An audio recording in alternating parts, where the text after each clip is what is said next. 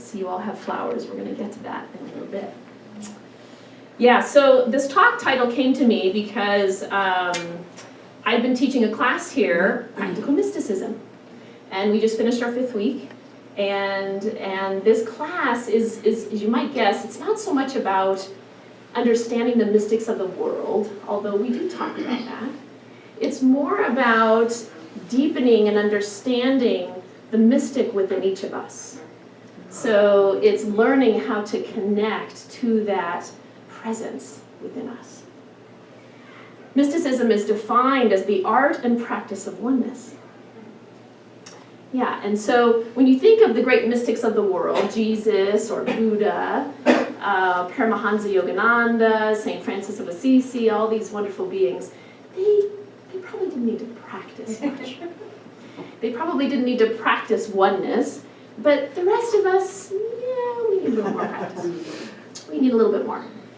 Yeah, and so that's what we're going to talk about today. We're going to talk about how do you practice that? What does that mean? What does it mean to practice the presence? What does the presence even mean? Yeah.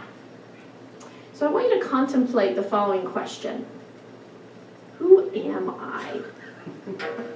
Jay is laughing back there. Either you're confused or you have it clearly down. Yeah. Yeah, who am I? So I want you to think about your life right now. Think about all the roles you play, mother, father, daughter.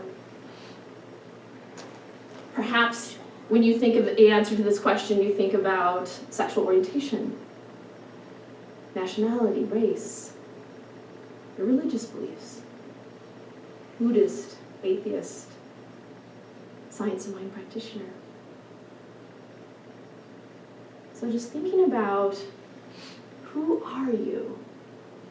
Who are you? How do you define yourself?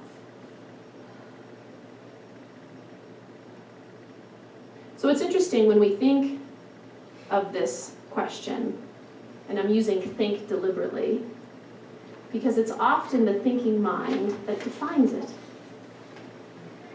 We go to our thinking mind to define who we are. Usually, who am I? Well, I'm a minister, I'm a part of this community, I'm a career counselor, I'm a friend, I'm a daughter. But our thinking mind limits it, if you think about it. It limits it. Because truly, what's underneath all of that, and not to diminish our roles, not to diminish who we are, I don't mean to imply that at all. But what's underneath those roles? What's underneath those definitions? The core and the essence of who we are. In our society, we have been trained really, really well to think from our heads, haven't we? We wake up in the morning and we think about, what are we going to do today? What do I got to do today? What am I doing for the rest of the week? What do I got to get done? Or we think about, what did I not get done yesterday? Or what did I not accomplish? Or what did I wish I would have done that thing 20 years ago. So our mind is always going, it's always going. Thinking back 2 days ago, 10 years ago, 20 years ago, or we're focused in the future. We're setting goals, we're thinking about where we're headed and what we want to accomplish and what we want to achieve. I'm not saying that's a bad thing, but if you notice, we're either focused on the future or we're focused on the past. Is anybody with me on this? Am I the only one? Yeah.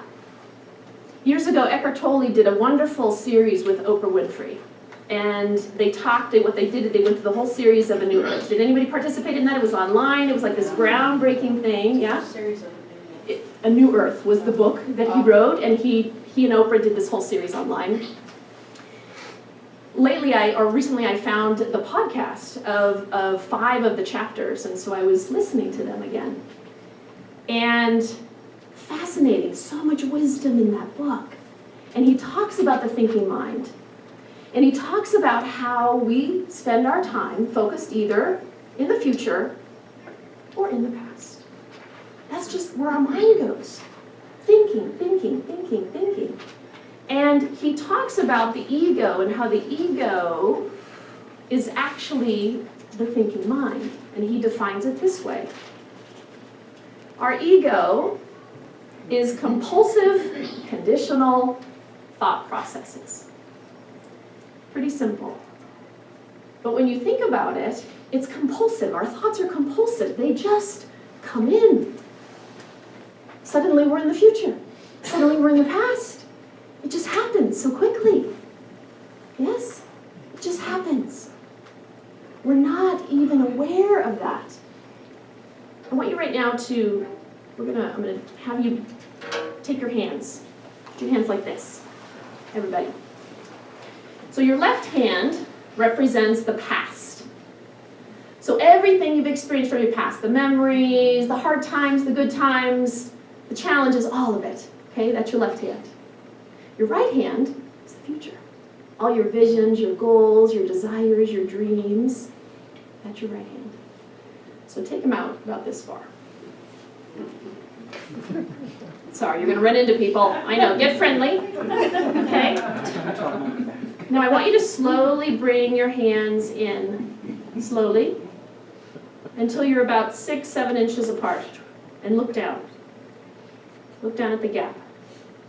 Now I want you consciously to just for a moment release the past, your left hand, and release the future, your right.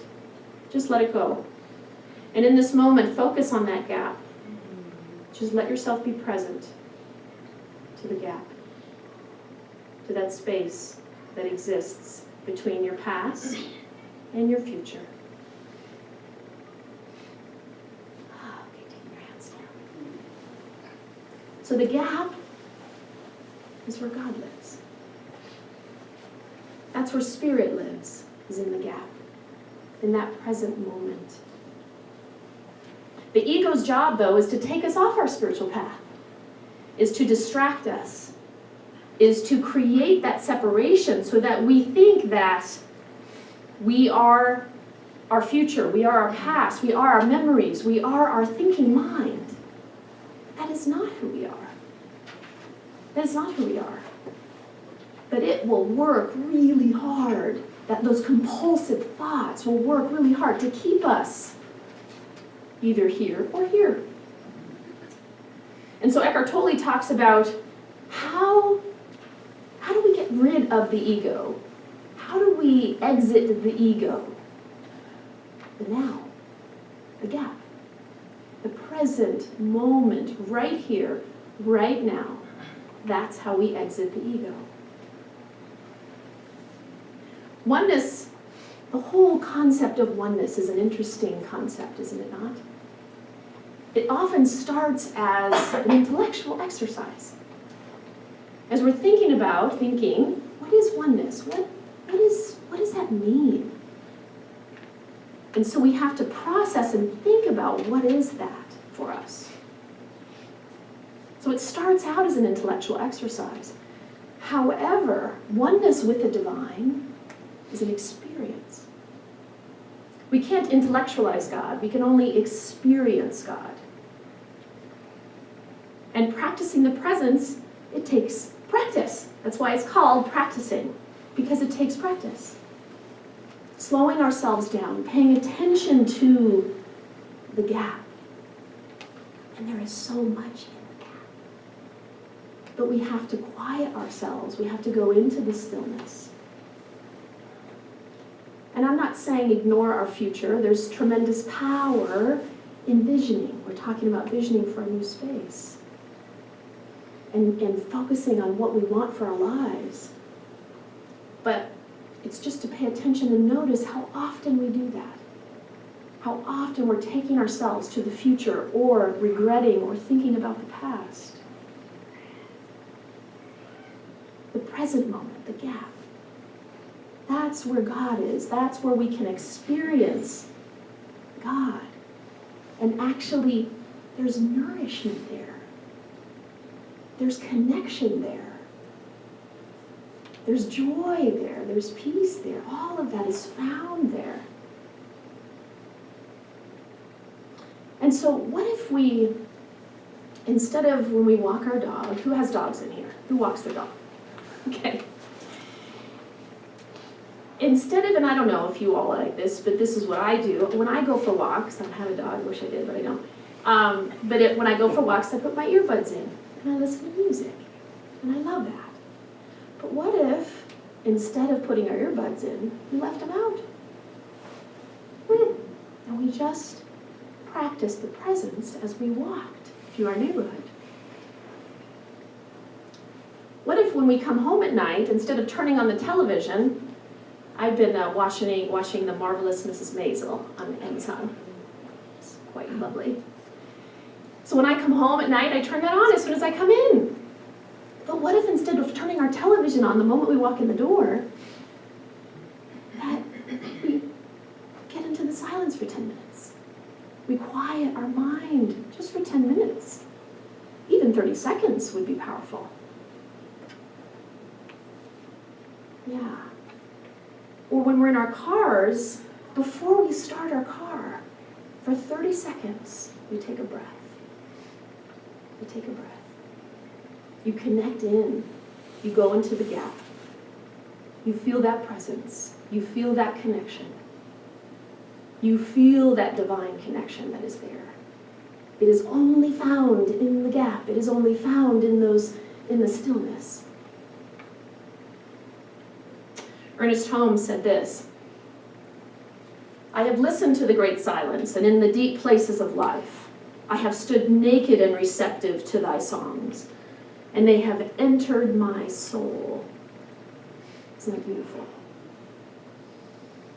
So that's what he's saying, that when we go into the silence, when we go into that space within us and connect into that divine essence, that we're more receptive to what our soul has to say to us. We're more receptive to what the divine has to say. But we have to get quiet in order to hear it. Yeah. This is why we talk so much about meditation in our classes and in our practices here, because we can get into the stillness with our meditation. And it doesn't have to be a long meditation. It could be 5 minutes. Yeah. So many faith traditions, including Hinduism and Buddhism and Native American wisdom, they know about this space. They know about this gap. They know and understand and recognize that powerful presence and the importance of practicing it. Eckhart Tolle talked about nature being such a powerful force of connecting us to that presence.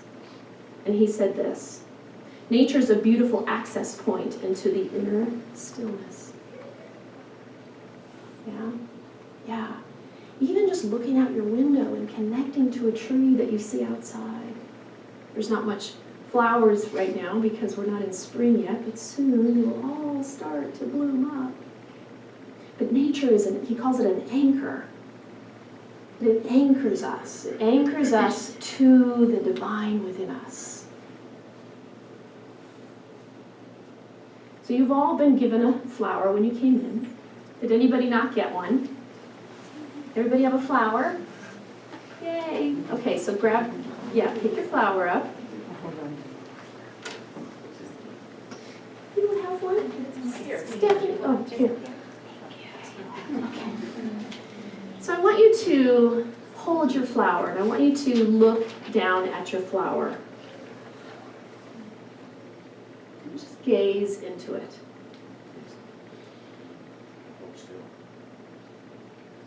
And I want you to notice the divine intelligence that is there. Feel that. Notice the extraordinary beauty, the perfection.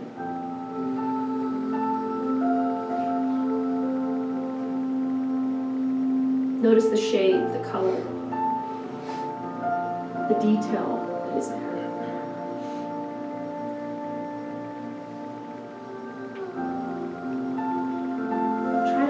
flower without labeling it as a flower.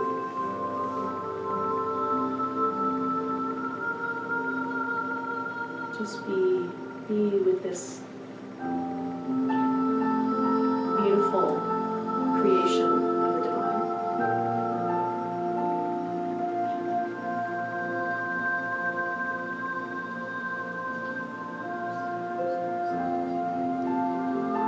And just continue to gaze at this flower.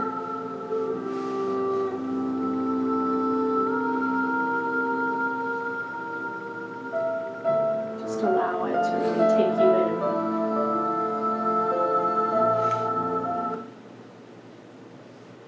And so if you noticed, if you were able to let go of the label, if you were able to let go of defining it as a flower and just simply noticed the texture, the colors, the details of it, your thinking mind stopped. Did anyone notice that? Yeah. It disappears. You're not in the future. You're not in the past. You're right here. You're right here, connecting to that beautiful, divine essence of God that is contained in that flower. Yeah. And so what you just experienced is practicing the presence. That's one aspect. That's one way to do that. Nature is a beautiful and amazing gateway to the divine. It's a doorway. It's a doorway that allows us into that divine essence of God. And so, your homework for this week, Jyoti likes to assign homework, and I'll do the same, is to practice the presence. Practice connecting to nature. Even just taking a breath. Just taking a breath for 30 seconds. Connecting in. It does take practice to be a modern mystic. Yeah.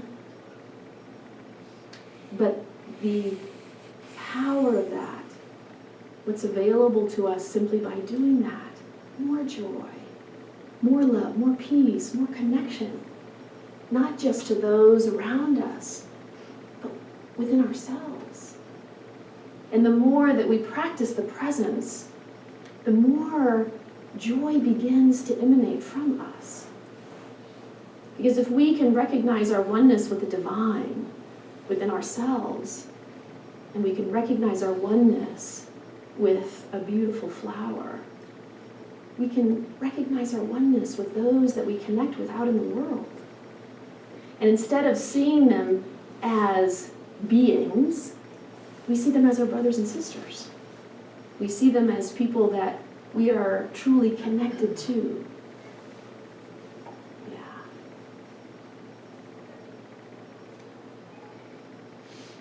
According to Native American wisdom, the sacred space, that gap, it begins with the breath. So that breath, the in-breath and the out-breath, that space between, there's sacredness there.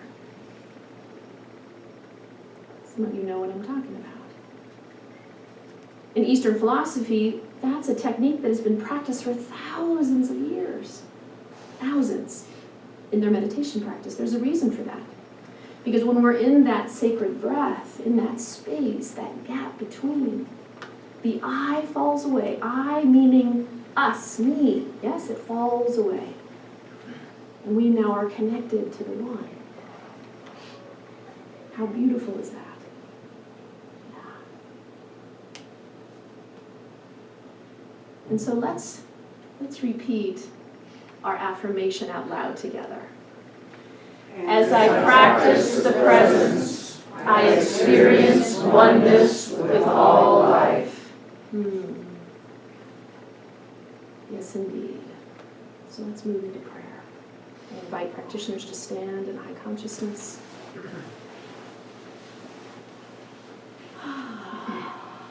And so we just begin with a deep breath. We allow ourselves to just take that breath, moving into the gap, moving into that sacred space where the divine lives. And so I'm knowing this week that as we go out into our lives, that we remember to practice the presence. We remember to connect into that divine essence of who we are. Using nature, using our breath, stilling our mind, experiencing God in that stillness, as that is the only place that God can be experienced. It's not with the thinking mind. And so we practice letting go of our thoughts. We practice letting go of our thinking mind and move into that connection with that divine essence that is within each of us. And so I speak this, and I know this, and I affirm this for each person here, that as each of us go out and practice this more and more, that it brings to us more joy, more peace, more connection with all that is around us. And for that we say, thank you, God, thank you, life, for the beauty and the grace of the divine that is found in that sacred space, in the present moment. And so we release this knowing it is done, knowing it is absolutely so. Thank you, God. Thank you, life. Thank you, Spirit. And so it is. I'm going to place Stephanie back on.